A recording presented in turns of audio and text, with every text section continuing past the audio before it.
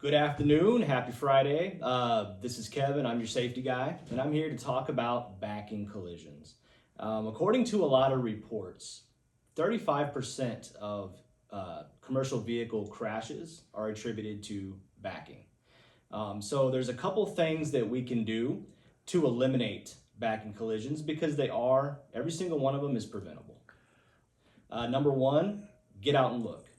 Make a walk around your truck immediately before performing backing maneuvers. And the most important thing, the number one thing, is to park in a manner that does not require backing at all. If we can do that, we don't have to back. There's no potential for a collision. Number two, enlist a spotter. Find someone available near you. If you have to make a tight backing situation, find someone that can help keep an eye out on things. And number three, just get the big picture. Understand what's going on around you. Look at vehicles traveling in and out. Try to find a spot that is less trafficked.